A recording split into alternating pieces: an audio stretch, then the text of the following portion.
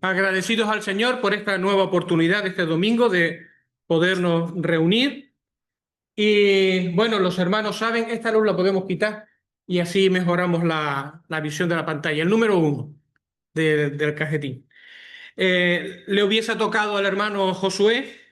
Él está hoy en Galdar acompañando a los hermanos allí y acompañando al predicador. Y bueno, en este caso también es verdad que él, uno de los días que yo estaba fuera de viaje, pues me sustituyó. Así que por eso estoy hoy aquí en la plataforma. Pero sobre todas las cosas, pues porque el Señor lo ha permitido. Así que le damos gracias al Señor que nos ha reunido un día más para poder escuchar su palabra. Y bueno, pues en primer lugar, antes de hacer la lectura en Éxodo capítulo 12, vamos a tener un momento de oración. Éxodo capítulo 12 y los versículos que van del 29 al 36. Vamos a orar al Señor. Señor Dios nuestro, estamos agradecidos, Señor, por el nuevo día que ha comenzado. Incluso te agradecemos, Señor, el sol que nos ilumina, el calor con el cual podemos disfrutar este día. Te damos gracias, Señor, porque tú nos cuidas y te damos las gracias, Señor, porque tú nos permites estar en este lugar en la mañana para seguir aprendiendo de tu palabra y para poder crecer en ella. Y sobre todo, Señor, reunidos alrededor de esta mesa, hacer memoria de la obra perfecta de nuestro Señor Jesucristo. Ayúdanos, Señor, en todas las cosas que hemos de hacer. Cuida de los hermanos que por diferentes motivos no están con nosotros, que tu palabra también les acompañe. Bendice, Señor, a los hermanos en Galda, bendice tu palabra también allí, ayuda al hermano Borja. Gracias por los hermanos que se conectan a través de Zoom. Te pedimos también para ellos una bendición. En el nombre de Jesús, amén. Bueno, pues hoy vamos a hacer una especie de paréntesis, ¿verdad? En las lecciones que venimos desarrollando en torno al Evangelio de Marcos, para compartir una serie de pensamientos más bien de carácter devocional. Bueno, que vinieron a mi mente, pues en este caso mientras acompañaba a los hermanos en el centro de Benecer. Allí dimos una serie de temas y entonces estas cosas salieron a la luz y dije, bueno, pues con la ayuda del Señor me gustaría también compartirlo con los hermanos en Vegeta. Espero que este tiempo pueda ser de bendición para todos. Vamos a tener una primera lectura en Éxodo capítulo 12. Y vamos a leer los versos del 29 al 36. Después veremos, según avance el tiempo, si haremos más lectura o menos lectura. Pero es una lectura importante. Dice Éxodo 12, 29. Y aconteció que a la medianoche Jehová hirió a todo primogénito en la tierra de Egipto, desde el primogénito de Faraón que se sentaba sobre su trono hasta el primogénito del cautivo que estaba en la cárcel, y todo primogénito de los animales. Se levantó aquella noche Faraón, él y todos sus siervos, y todos los egipcios, y hubo gran clamor en Egipto, porque no había casa donde no hubiese un muerto. E hizo llamar a Moisés y a Aarón de noche y les dijo: salid de en medio de mi pueblo, vosotros y los hijos de Israel, e id a servir a Jehová como habéis dicho. Tomad también vuestras ovejas y vuestras vacas como habéis dicho, e idos, y bendecidme también a mí. Los egipcios apremiaban al pueblo dándose prisa a echarlos de la tierra porque decían: todos somos muertos. Y llevó el pueblo su masa antes que se leudase, se refiere a la masa del pan, sus masas envueltas en sus sábanas sobre sus hombros. E hicieron los hijos de Israel conforme al mandamiento de Moisés, pidiendo de los egipcios alhajas de plata y de oro y vestidos, y Jehová dio gracia al pueblo delante de los egipcios, y les dieron cuanto pedían. Así despojaron a los egipcios.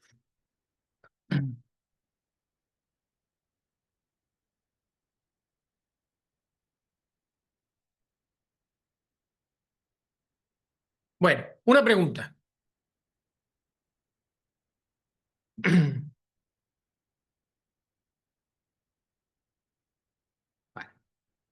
¿Qué piensas de los relatos de la Biblia sobre la Pascua y la salida de los israelitas de Egipto, que es una parte de la historia que acabamos de leer? ¿Qué piensas acerca de los israelitas cuando cruzan el Mar Rojo después de salir de Egipto?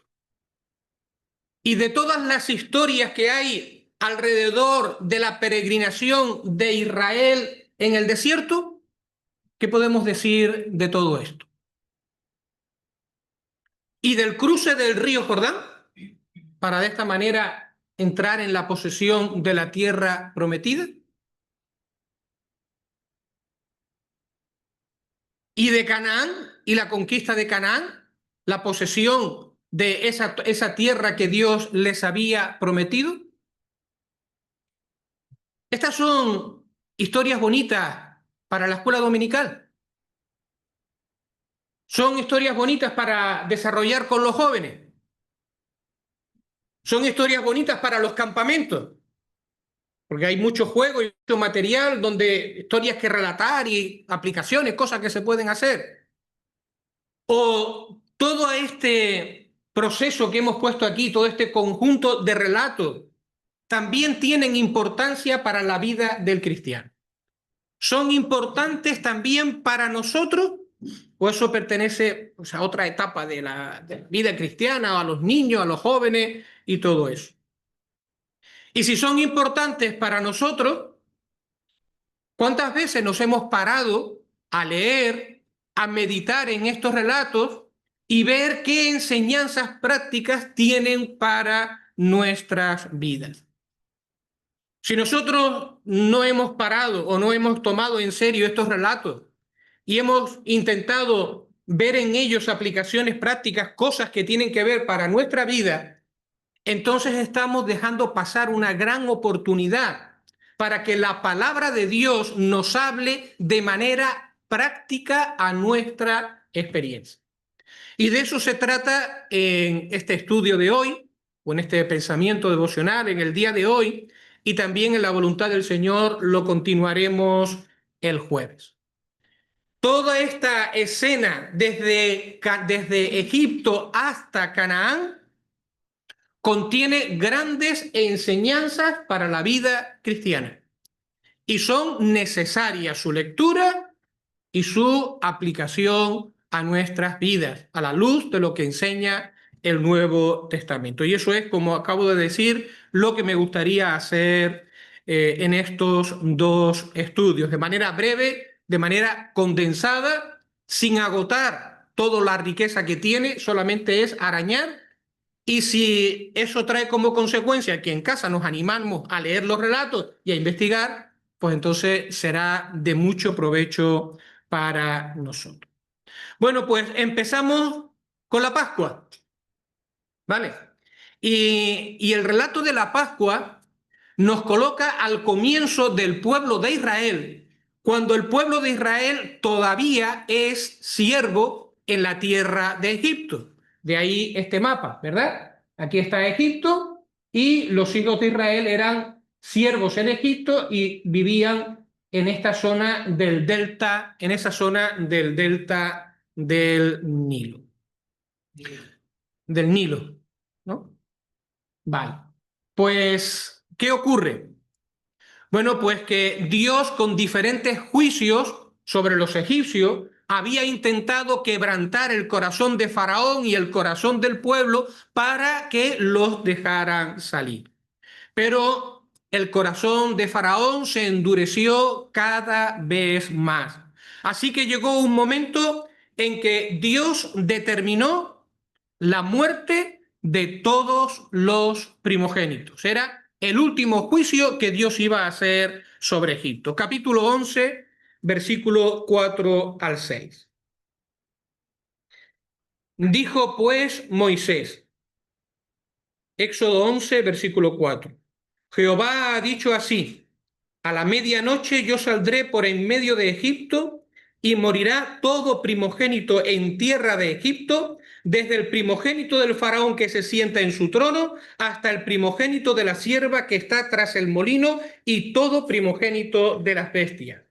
Y habrá gran clamor por toda la tierra de Egipto, cual nunca hubo ni jamás habrá.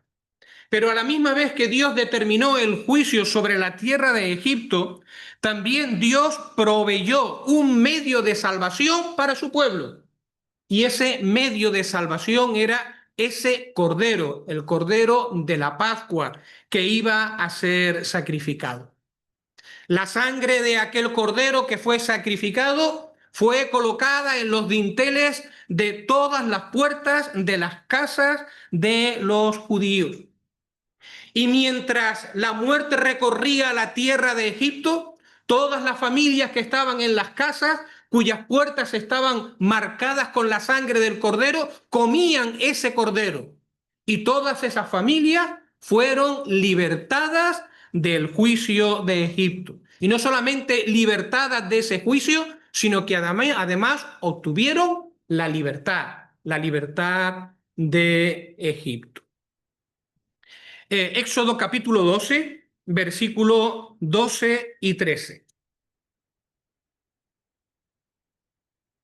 Dice, pues yo pasaré aquella noche y por la tierra de Egipto, y heriré a todo primogénito en la tierra de Egipto, así de los hombres como de las bestias, y ejecutaré mis juicios en todos los dioses de Egipto, yo Jehová. Y la sangre os será por señal en las casas donde vosotros estéis. Se refiere a la sangre de este cordero que fue sacrificado. Y veré la sangre y pasaré de vosotros, y no habrá en vosotros plaga de mortandad cuando hiera la tierra de Egipto. Ahora viene la pregunta. Nosotros como cristianos, muchos años han pasado desde este relato. ¿Qué podemos aprender de esta escena? ¿Tiene esta escena valor para nosotros? Y la respuesta es que sí. Claro que tiene valor. Y además mucho valor. Porque este sacrificio del Cordero es un tipo del sacrificio de Cristo que sucedería mucho tiempo después también en el territorio de Israel. Un tipo o un anticipo de lo que sería la muerte del Señor Jesucristo. Esto no lo decimos porque nos conviene, porque nos parece una buena comparación, sino que es además lo que enseña el Nuevo Testamento. Nosotros vamos ahora a Primera de Corintios capítulo 5, Primera de Corintios capítulo 5,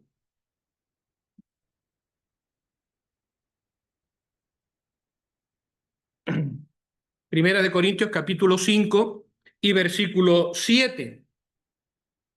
Instruyendo Pablo a los cristianos en la iglesia de Corinto, dice, limpiaos pues de la vieja levadura, para que seáis nueva masa, sin levadura, como soy, y ahora añade, porque nuestra Pascua, que es Cristo, ya fue sacrificada por nosotros.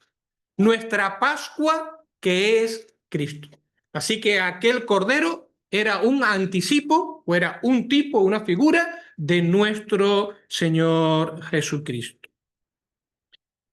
Y de la misma manera que aquel cordero murió en la antigüedad y mediante su muerte dio vida o liberó a los primogénitos de los israelitas, también el Señor Jesucristo con su muerte en la cruz nos ha librado a nosotros del justo juicio de Dios.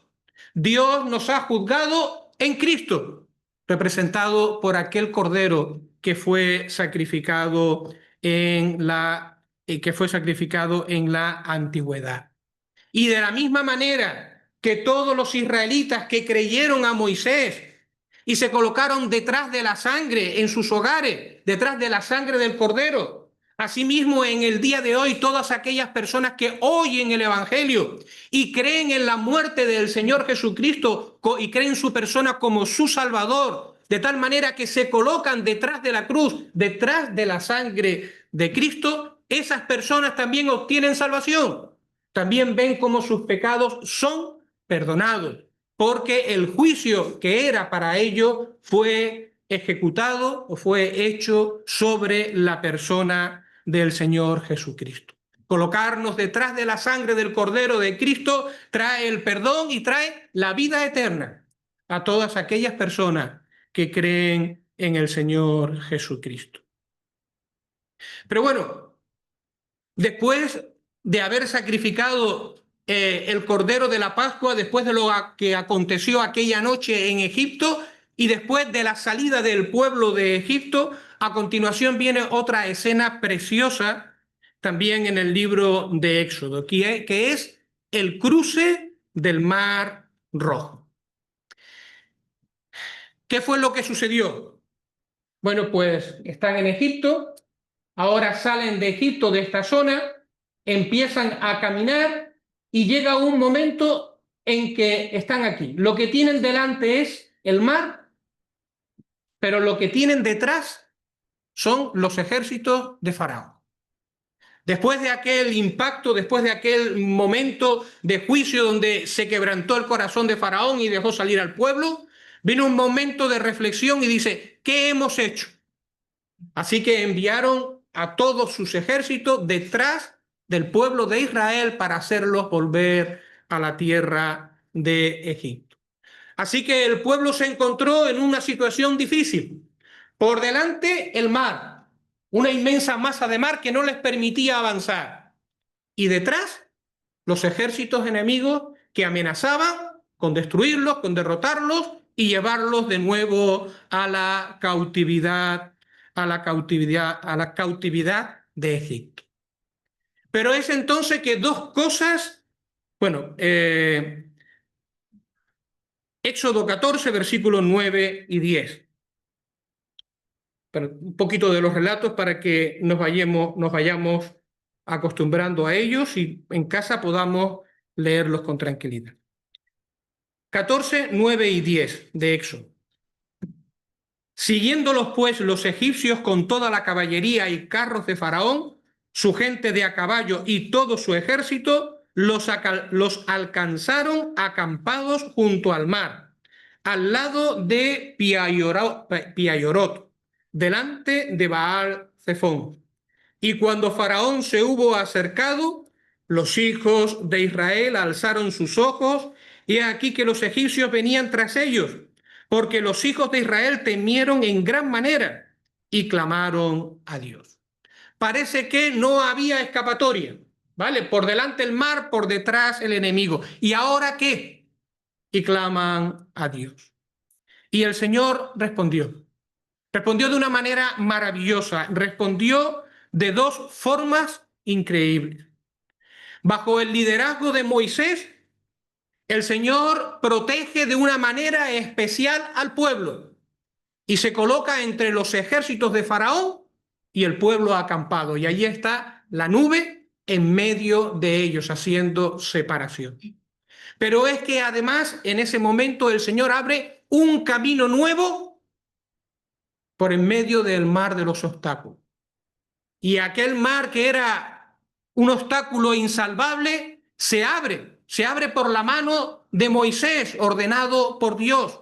Así que Dios abre un camino nuevo para que el pueblo pueda pasar por en medio del mar y de esta manera pueda ser libre, escapar de sus enemigos.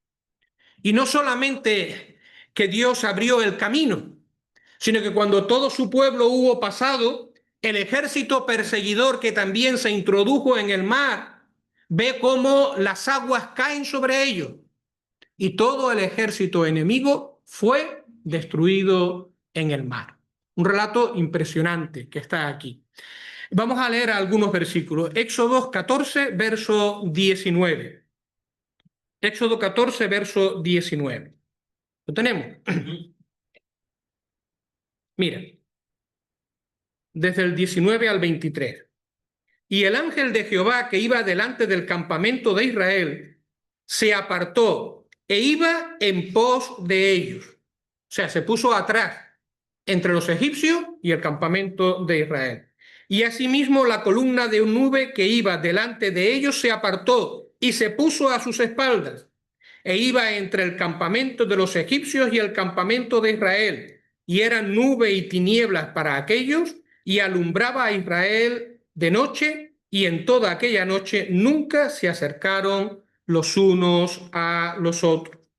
Y extendió Moisés su mano sobre el mar, e hizo Jehová que el mar se retirase por recio viento oriental toda aquella noche, y volvió el mar en seco, y las aguas quedaron divididas. Entonces los hijos de Israel entraron por en medio del mar en seco, teniendo las aguas como muro a su derecha y a su izquierda. Y siguiéndolo los egipcios, entraron tras ellos hasta la mitad del mar, toda la caballería de Faraón, sus carros y su gente de a caballo. Verso 28. Y volvieron las aguas y cubrieron los carros y la caballería y todo el ejército de Faraón que había entrado tras ellos en el mar, no quedó de ellos ni uno. Y los hijos de Israel fueron por en medio del mar en seco, teniendo las aguas por muro a su derecha y a su izquierda. Así salvó Jehová aquel día a Israel de mano de los egipcios. E Israel vio a los egipcios muertos a la orilla del mar. Y vio Israel aquel grande hecho que Jehová ejecutó contra los egipcios. Y el pueblo temió a Dios y creyeron a Jehová y a Moisés su siervo. Fíjense qué escena más tremenda esta. Versículo 30, 14:30. Así salvó el Señor aquel día a Israel de manos de los egipcios. E Israel vio a los egipcios muertos a la orilla del mar. ¿Qué está sucediendo aquí? Pues que el relato ya no es solamente un relato de liberación de Egipto, sino que el relato también es un relato de cómo Dios quebranta, rompe el poder de Egipto. Y por lo tanto ahora ellos, una vez quebrantado el poder de Egipto, son libres para continuar su camino y son libres, bajo la guía de Moisés, para servir al Señor. Ya no hay enemigos que se interponga en ese camino. El poder de Egipto también ha sido quebrantado. Hay enseñanzas aquí para la vida cristiana, para cada uno de nosotros. Yo creo que sí, claro que sí. Porque ahora nos damos cuenta de algo precioso.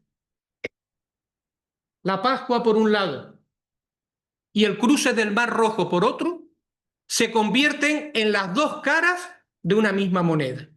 La salvación, la Pascua y el cruce del Mar Rojo. Dos caras de una misma moneda, dos expresiones de la misma salvación, la misma liberación. ¿Qué queremos decir con esto? Bueno, pues cuando el Señor Jesucristo muere en la cruz del Calvario y muere por nosotros, la obra de la cruz no se limita solamente a tratar con el tema del pecado y el juicio del pecado, de tal manera que juzgados nuestros pecados en Cristo tenemos perdón y salvación, sino que en la misma cruz el Señor también quebrantó el poder del pecado, como quebrantó a Faraón en el mar. También Jesús derrotó a Satanás en la cruz y quebrantó su poder sobre nuestras vidas, sobre nosotros. Así que esa figura de los egipcios muertos en la orilla del mar es también una ilustración de lo que Dios ha hecho en nuestras vidas, libres de la pena del pecado, pero también libres del poder del pecado, para que podamos vivir vidas que agraden a Dios, vidas santas. Y esto, hermanos, son realidades espirituales que necesitamos recordar, Pero no solamente recordarlas, sino también aplicarlas de una manera práctica a nuestras vidas. ¿Qué ocurre? Bueno, pues que en muchas ocasiones nosotros vivimos como si el poder de Satanás sobre nuestras vidas no hubiese sido quebrantado. Entonces sí, hemos experimentado el gozo de la salvación, hemos experimentado la liberación de Egipto, el juicio del pecado, la salvación, el perdón, pero después cuando se trata de vivir la vida diaria, la vida cristiana de todos los días, vivimos atemorizados por Satanás y vivimos atemorizados por sus huestes. Y no nos damos cuenta de que el poder de Satanás también ha sido juzgado y Satanás también ha sido derrotado. Y por lo tanto somos libres, libres para poder servir al Señor. Satanás ha sido derrotado en la cruz. Si no asimilamos esto, si no tenemos esto como parte de nuestra experiencia, entonces no avanzamos en la vida cristiana. Se convierte en un continuo tropezar, se convierte en un continuo mirar atrás, en un vivir atemorizado y no tenemos necesidad de ello. Colosenses capítulo 2, hay diferentes textos y hay mucho más que decir, pero nos quedamos con esto. Colosenses capítulo 2, versos que van del 13 al 15.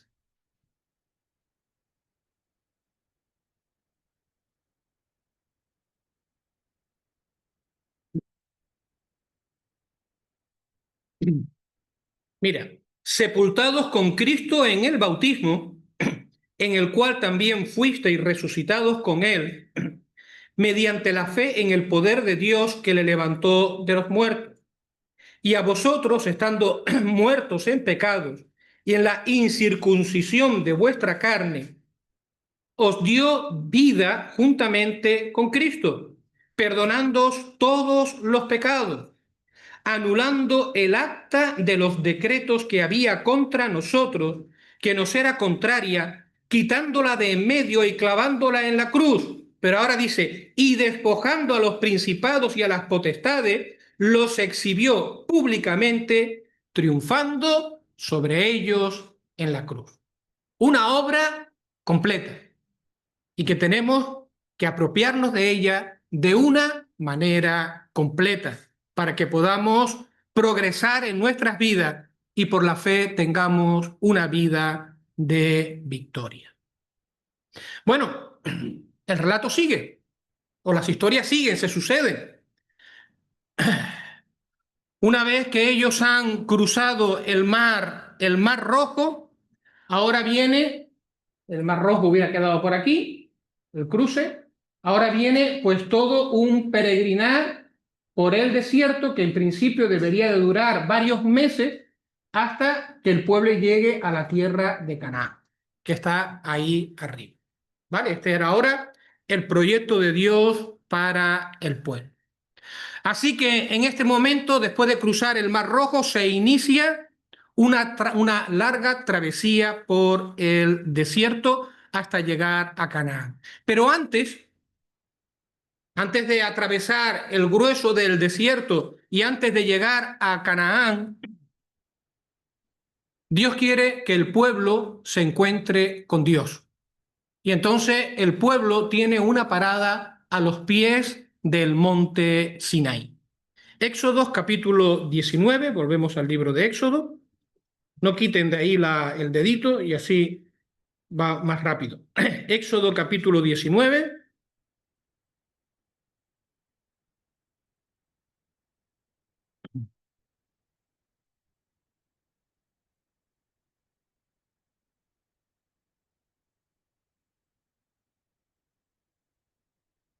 Los versos que van desde el 1 hasta el 3.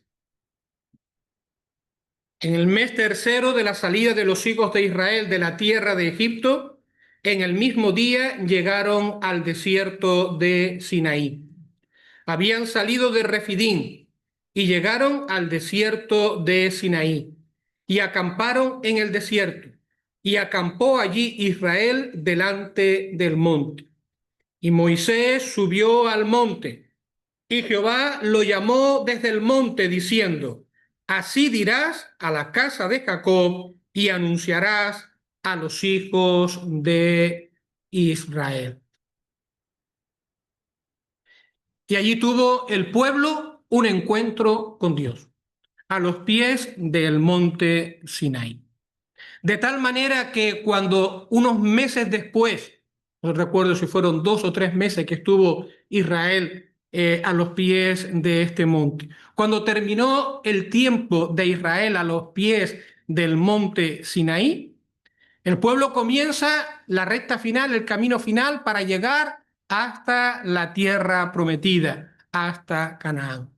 Pero el pueblo cuando sale de aquí, sale equipado para cruzar de una manera ordenada todo el desierto y poder llegar sin contratiempo hasta la tierra de Canaán. Perfectamente equipado para el viaje, perfectamente equipado para la travesía. Ellos han sido provistos por Dios de comida, el maná. Han sido provistos por Dios de agua suficiente. Han sido provistos por Dios por guías adecuados. Y ahí estaba no solamente Moisés, sino que también estaba Aarón y estaban los sacerdotes, y el pueblo estaba perfectamente organizado para poder caminar ordenadamente por el desierto. Pero no solamente eso, sino que a los pies del monte también habían recibido la palabra de Dios. Toda la instrucción que ellos necesitaban para regir sus vidas y vivir conforme a la voluntad de Dios para poder tomar decisiones, todo ello fue provisto allí, a los pies de aquel monte. Así que el pueblo cuando sale de Sinaí y enfoca su camino a través del desierto, tiene todo lo que necesita para llegar con bien a la tierra prometida. Éxodo capítulo 16, verso 35.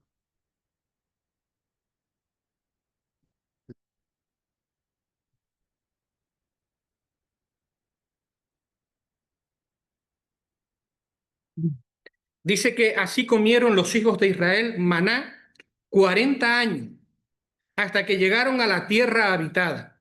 Maná comieron hasta que llegaron a los límites de la tierra de Canaán. Es decir, Dios le dio la provisión necesaria. Y el otro texto lo podemos leer en Primera de Corintios. Primera de Corintios, capítulo 10, versículos 3 y 4.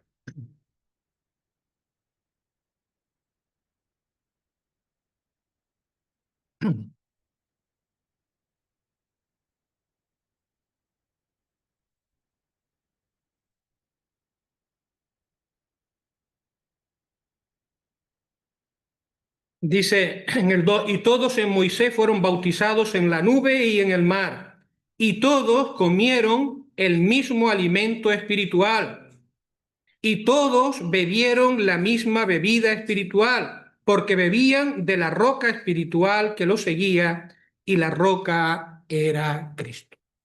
Así que salieron con toda la provisión necesaria para hacer el camino. Bueno, ¿qué aprender? ¿Qué podríamos aprender nosotros para nuestra experiencia, para nuestra vida práctica como creyentes? Bueno, pues este desierto que ellos tenían que atravesar, bien podría en un primer momento servirnos como ilustración de nuestro tránsito por este mundo.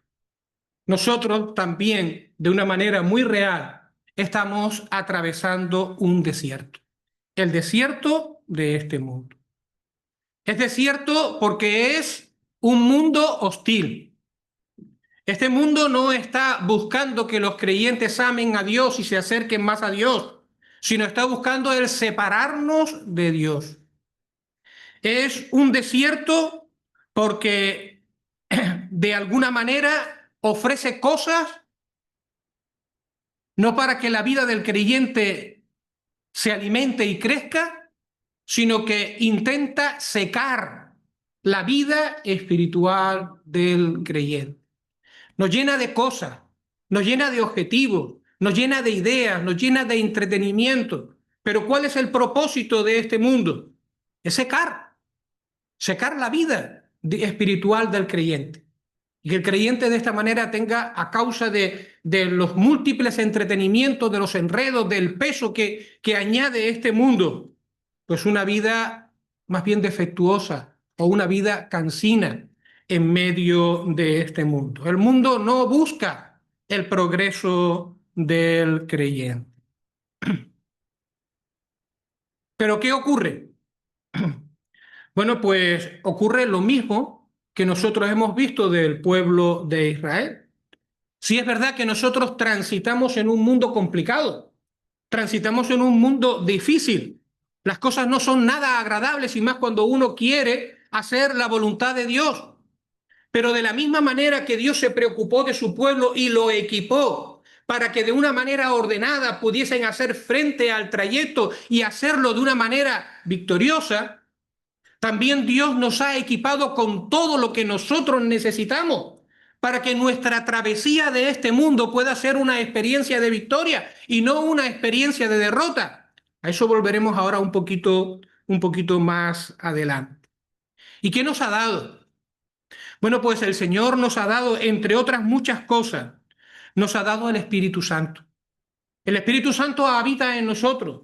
El Espíritu Santo es capacitación de Dios por medio de su persona para darnos poder, para vivificar nuestras almas, para que de esta manera podamos vivir en medio de este mundo sin ser absorbidos, sin ser derrotados por las cosas que suceden a nuestro alrededor.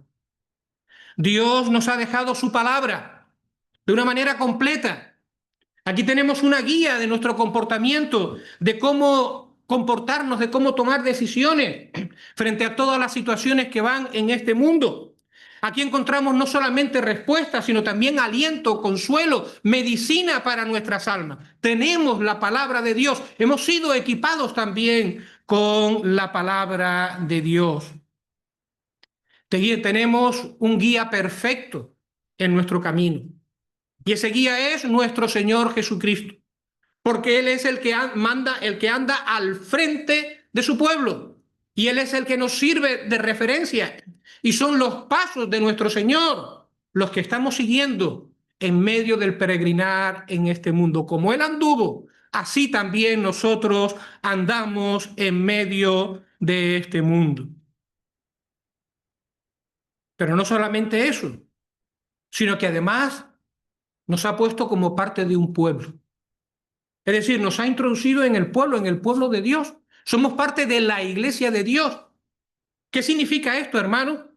Pues que no caminamos solo en medio del desierto de este mundo, sino que caminamos en medio de un pueblo, con lo que todo esto debiera de significar de ayuda, de protección y de ánimo para poder caminar juntos por en medio del desierto de este mundo.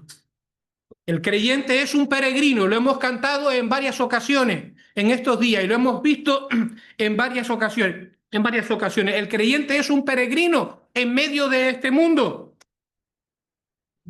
y tenemos una meta y tenemos un objetivo.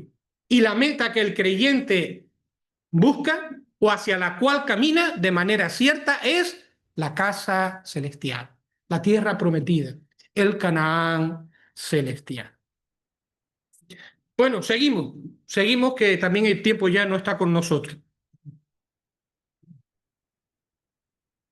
Bueno, pues hemos dejado al pueblo caminando por el desierto y por fin el pueblo ya está a las puertas de la tierra prometida, a las puertas de Canaán. Vale, hemos cambiado el mapa, ahora veremos el porqué. Bueno, esto sería la tierra prometida, ¿vale? Está a las puertas de la tierra prometida. Mira cómo es descrita este lugar. Éxodo capítulo 3 y versículo 8. Éxodo capítulo 3 y versículo 8.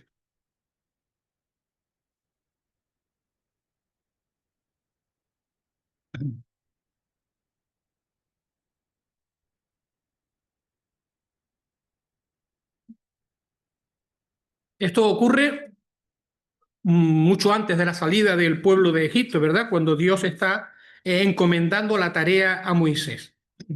Y aquí hay un momento en el que dice en el versículo 8, Dios habla con Moisés, y he descendido para librarlo, se refiere al pueblo, de mano de los egipcios, y sacarlo de aquella tierra a una tierra buena y ancha, a tierra que fluye leche y miel.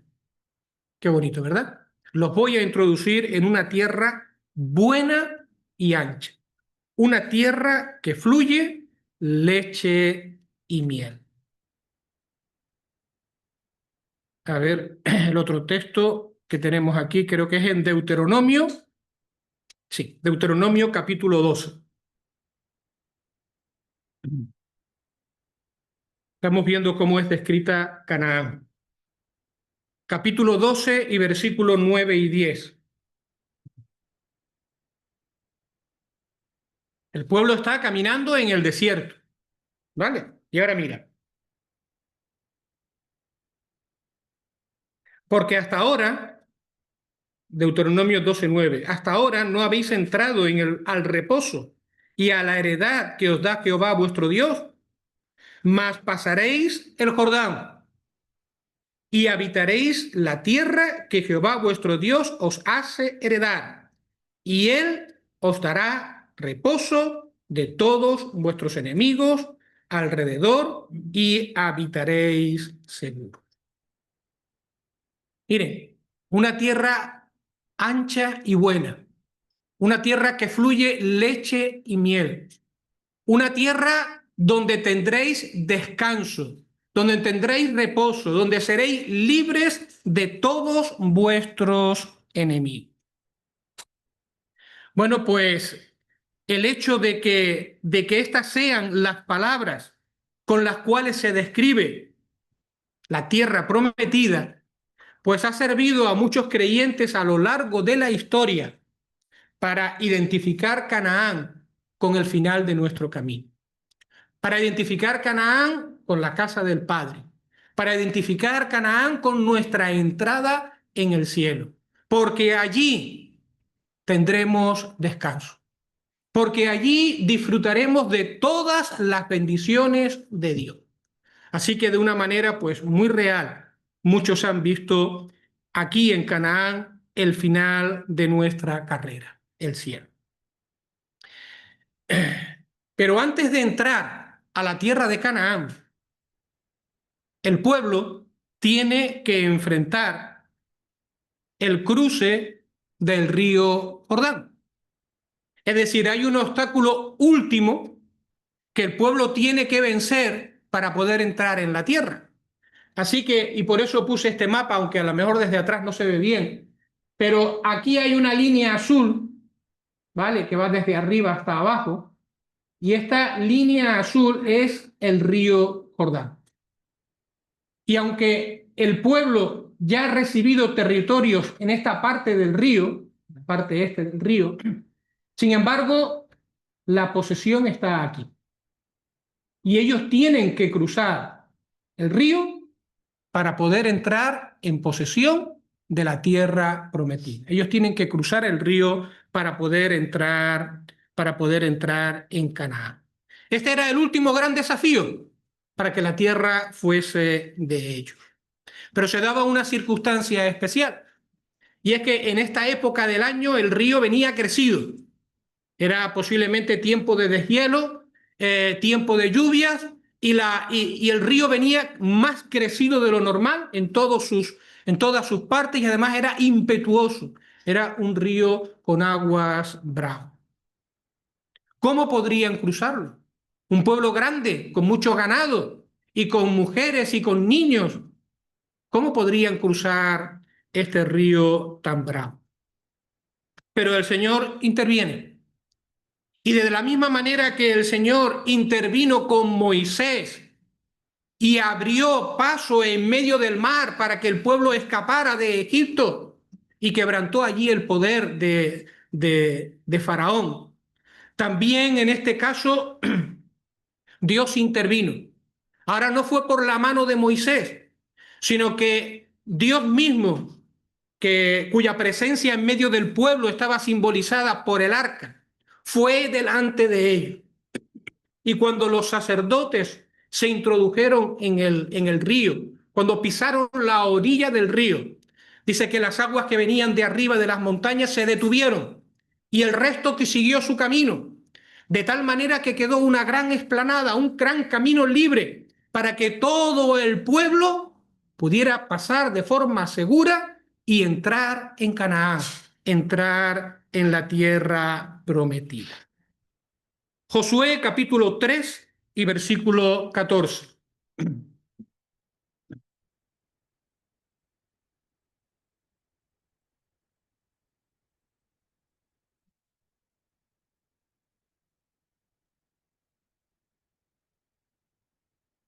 14 al 17. Y aconteció que cuando partió el pueblo de sus tiendas para pasar el Jordán con los sacerdotes delante del pueblo, llevando el arca del pacto, cuando los que llevaban el arca del pacto entraron en el Jordán y los pies de los sacerdotes que llevaban el arca fueron mojados a la orilla del agua, porque el Jordán suele desbordarse por todas sus orillas todo el tiempo de la siega, las aguas que venían de arriba se detuvieron como en un montón bien lejos de la ciudad de Adán, que está al lado de Sarepta, y las que descendían al mar del Arabá, al mar salado, se acabaron y fueron divididas, y el pueblo pasó en dirección de Jericó. Mas los sacerdotes que llevaban el arca del pacto de Jehová estuvieron en seco, firmes, en medio del Jordán, hasta que todo el pueblo hubo acabado de pasar el Jordán, y todo Israel pasó en seco. Qué bonito, ¿verdad? Pues siguiendo con las aplicaciones. ¿Qué podríamos aprender también nosotros para nuestra propia experiencia o nuestra vida? Bueno, pues ya hemos dicho que lo que faltaba o lo que dividía el último obstáculo para entrar en la posesión de la tierra era el río. Y de la misma manera, el último obstáculo que el creyente tiene que enfrentar en su experiencia para gozar de la casa del Padre es la muerte. Y un día, más tarde o más temprano, tendremos que enfrentarnos con ese hecho y tendremos que enfrentarnos con esa realidad. Pero podemos enfrentarlo con gozo y podemos enfrentarlo con esperanza, con certidumbre, porque de la misma manera que Dios iba delante del pueblo y abrió el camino, también nuestro Señor Jesucristo nos ha abierto el camino a través de la muerte para que podamos llegar finalmente sanos y salvos hasta la presencia del Padre. Tengo aquí algunos versículos, pero solamente voy a leer uno porque ya el tiempo se acabó. Hebreos capítulo 2, versículo 14 y 15. Hebreos capítulo 2,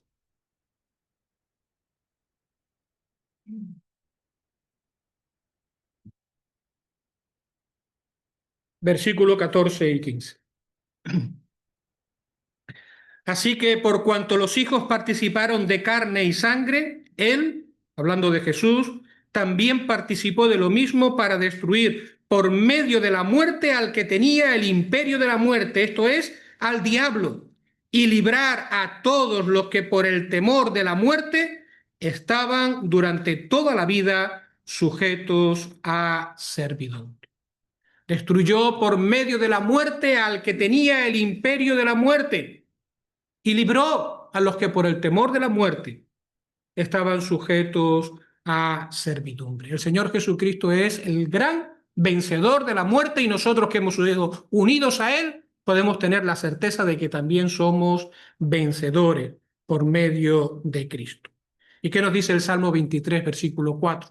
¿Verdad? Aunque andes en valles de sombra de muerte, no temeré mal alguno, porque tú estarás conmigo. El Señor estará con nosotros y nos guiará aún en medio de esta prueba. Para ir terminando,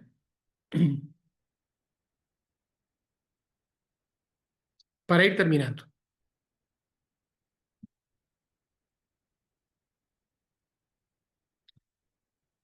La Pascua, la salida de Egipto, el Mar Rojo, el desierto, el río Jordán, la entrada en Canaán, todo es un cuadro de la vida cristiana. Es un cuadro que debemos estudiar, porque en la medida de que le prestemos atención, vamos a encontrar una fuente inagotable de lecciones prácticas para nuestras vidas, para poder tener vidas que agraden a Dios. Lecciones que después hemos de apropiar por la fe a nuestras vidas. Como decía un hermano, son relatos que deberíamos leerlos con más frecuencia y siempre en oración, pidiéndole al Señor que los aplique a nuestras vidas. Yo sé que ya hoy voy mal de tiempo, pero me queda una cosa que decir. Ustedes me perdonan.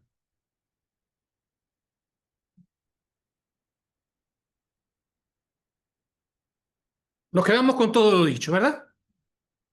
Es fácil de recordar todo ese diagrama. Pero llegados aquí, y ahora por eso lo vamos a dejar para el próximo jueves, ¿vale? Pero llegamos aquí, tenemos que decir que también hay una manera diferente de enfocar estos relatos, ¿vale? Es como cambiar un poquito el chip, ¿vale? Hay una manera diferente de enfocar estos relatos. Y estos relatos tienen que ver con una vida victoriosa, cómo el creyente puede vivir una vida victoriosa en medio de este mundo. Y les pongo el esquema, ¿verdad? Para que vayamos haciéndonos la idea. Por un lado tenemos esta escena, el cruce del Mar Rojo y la vida en el desierto. Por otro lado tenemos el cruce del Jordán y la conquista de Canaán. Porque al fin y al cabo, el cruce del Jordán no fue entrar y sentarse debajo de la parra a comer uva, sino que ahí se inició un proceso donde el pueblo de Israel tenía que hacer realidad las promesas de Dios. Y empezó un periodo de lucha y un periodo de triunfo, un periodo también de conquista, también de derrota. Así que aquí encontramos, y permitan decirlo así, dos modelos de vida cristiana. Por un lado, en los dos está la misma experiencia, ¿vale? O sea, hay diferencia, ¿verdad? Pero bueno, en un primer momento, el cruce del Mar Rojo se experimenta la liberación de Dios y hay un camino nuevo para andar. Y por otro lado, también el cruce con victoria del río Jordán. El cruce del Mar Rojo les introdujo en un tiempo de vida en el desierto. Y el cruce del río Jordán les introdujo en un tiempo de vida, de conquista, de lucha en la tierra de Canaán. Ahora,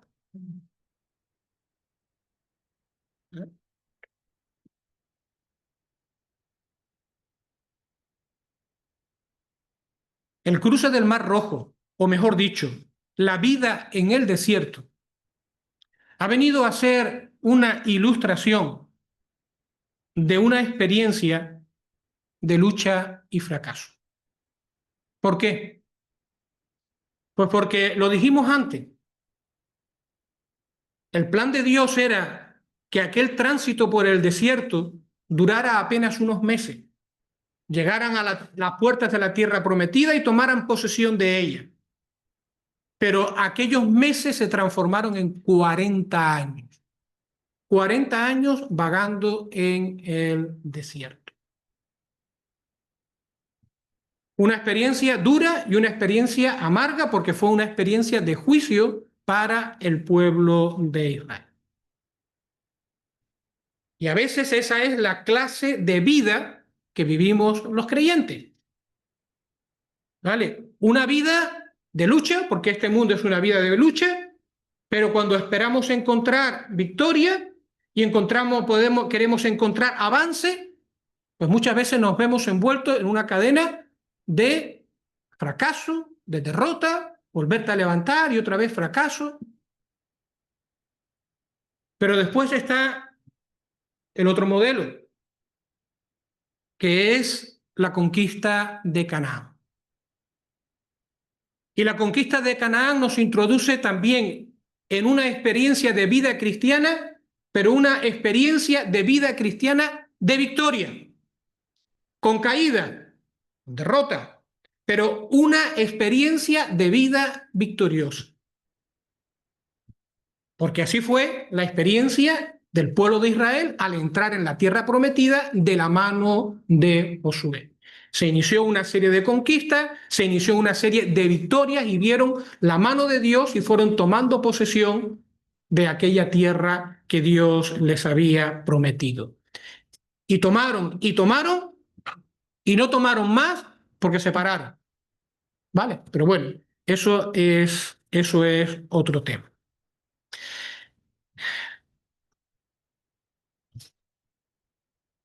¿Cuál es nuestra vida? ¿Cómo es nuestra vida en este mundo? ¿La podríamos asemejar a la vida en el desierto con una experiencia de lucha y fracaso?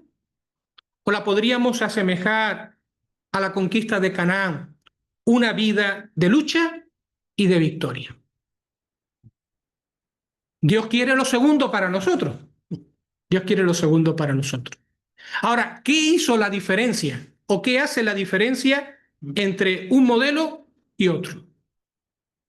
Bueno, pues la diferencia está en la incredulidad.